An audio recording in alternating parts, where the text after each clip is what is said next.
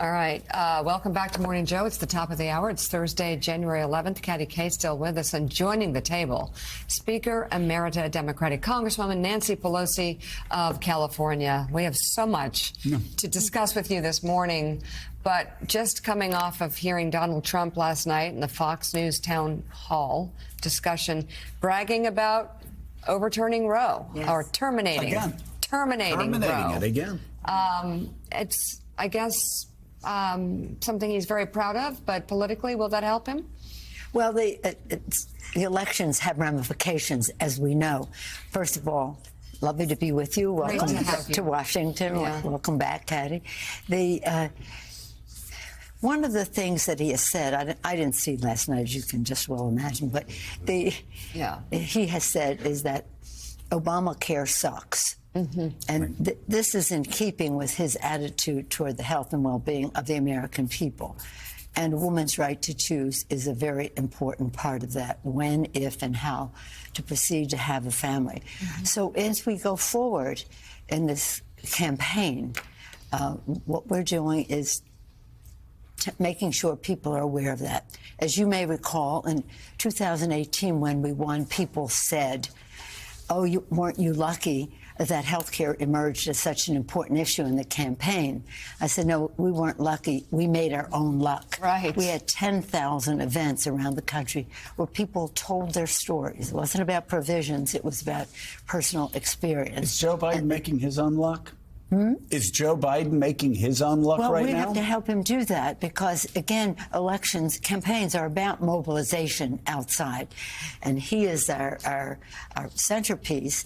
But as we did then, we'll have thousands of events around the country with our veterans and their health care, with the PACT Act under Joe Biden. This is remarkable, with the woman's right to choose and what that means with the people with disabilities, what it means in the Affordable Care Act. And these are all economic issues, too, for families. Mm-hmm. Their health and well-being, first and foremost, but their financial health as well, because this is a big issue for them. The cost of prescription drugs. They want to reverse what we did in the Inflation Reduction Act to reduce the cost, negotiate for reducing the cost of prescription drugs. I'm going to take that to court. We reduced the cost of insulin from $600 a month for seniors on Medicare to $35 a month. They want to reverse that. So, again, health is a central issue for us. A woman's right to choose is essential. And building on the work you've done, I know that was one of your, I think, most incredible achievements. And you told me that in our ACA. And I think as of yesterday that we had the HHS secretary on talking about record enrollment, 20 million people. Yes. Mm-hmm. Are they all Democrats? No Republicans like it? I don't think so. No. I think people like their health care. Yeah, I'm curious. We go down the issues, and if you're talking about health care, Americans like the Affordable Care Act. Donald Trump says it sucks. He wants to destroy it. Americans like women making decisions about their health care. If a 10-year-old girl is raped in Ohio, they don't want politicians telling that 10-year-old girl what to do. They want the parents and the priests, the pastors, healthcare people to help them out. I mean, you look at schools. Parents are afraid to send their kids to school because of guns. Donald Trump wants more guns on the street of America. You keep going down it. He's talking about executing generals. He's talking about it wanting the economy to be destroyed this year, wrecking seniors' retirement. How is this race even close? You wonder how people could even. He describes himself practically as a messiah. Wants to wreck the Obamacare sucks. Wants to be a dictator for at least a day. But anyway, not to talk so much about him. He's what he is, but to talk about what it means in people's lives when he talks about bragging about overturning Roe v. Wade. And this is something young people care about. Now, in this, I talked about the election before. The election, I'm talking politics now because yesterday the Republicans couldn't pass a rule on the floor, so they dismissed us all for the day, so I had a chance to do politics. Have you ever seen any Congress run as badly as this Republican House over the past year and a half? No, I haven't. No, in the 35 years I have been there. Yeah. It's pretty terrible. But in any event, again, we have to win. Just win, baby, as I say. So in the last election, all the pundits said we're going to leave 30, 40 seats. Right. And I knew that was wrong. I thought we could hold the House, as a matter of fact, because of what you just named, Joe. That list: guns, climate, women's right to choose, democracy. Democracy. People said, oh, democracy doesn't matter. Roe v. Wade's in the rearview mirror. No, it wasn't. But we could see that in each individual race. And we end up losing 5 in New York, which we will win back, and we'll win the House. But but people understand freedom. We talk about democracy, and that's an important value. It's everything. But it's personal, too. It's personal about your personal freedom, about having a family, of who you are, LGBTQ. It's about having the freedom to engage in business. That the previous segment is ridiculous. It's unbelievable. That is so ridiculous that they wouldn't want the best in our country, and the best means to have the beautiful diversity of America working in our private sector. I always say that President Obama owes you flowers for the rest of your life. The Affordable Care Act, because you did such a heroic job for him.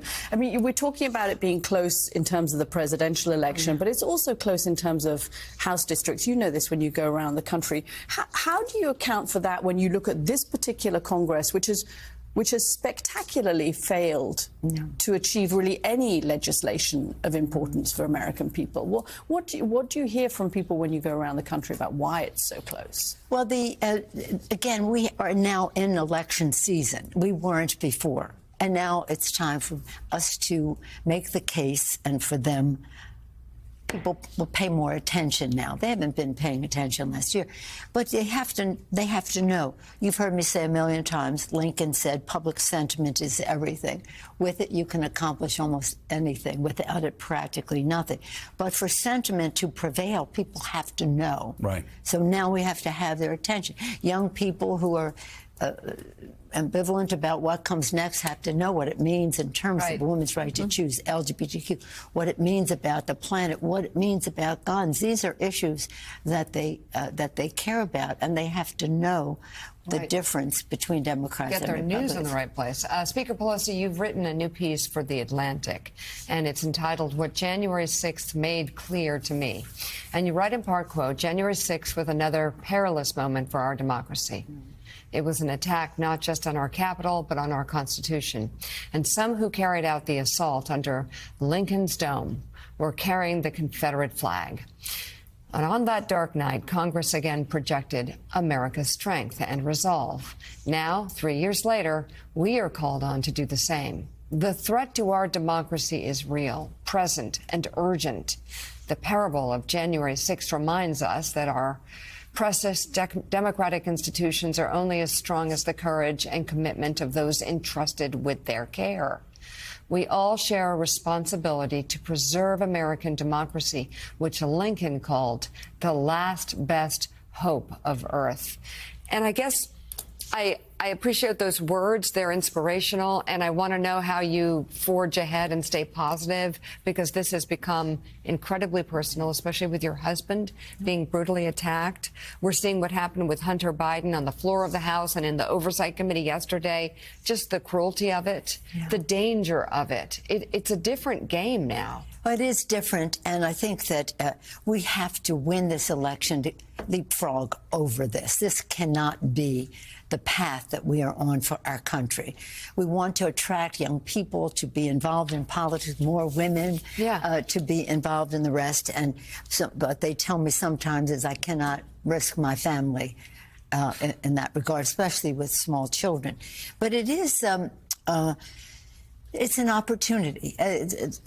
Thomas Paine said the times have found us at that time. We think the times have found us to counter what's his name who used to be in the White House and the things that he's saying, the Messiah, I don't even have to go into it. Let's be in a positive place. We have been blessed with a great president. Joe Biden is a great president. What he did in the first 2 years working together, the House and Senate Democrats take some credit for it, because so many of the things we did were without one Republican vote. Sometimes we got a few 13 for infrastructure, some for chips and that. But in all that we did for climate, all we did to lower the cost of prescription drugs, not one Republican vote. But he has been great, and he has a vision for our country that is consistent with what our founders had as a vision. He has knowledge, and again, it honors that vision. It honors the sacrifice of our men and women in uniform, and it again respects the aspirations of our children to go forward. So he has a vision. He has knowledge of the issues. He has strategic thinking about legislating, all in the head. Right. In the heart, he is the most empathetic. God, he's the most empathetic person in the, I mean, he just really identifies with working families. So it all comes down to the kitchen table. These are kitchen table issues: the health, the education, the well-being of the American people, what the economy means to them. When this, what his name says, he wants the economy to crash. Does he care what that means to jobs? Now look at Joe Biden. 14 million, more than 14 million jobs created, much of it in the private sector, but under his leadership.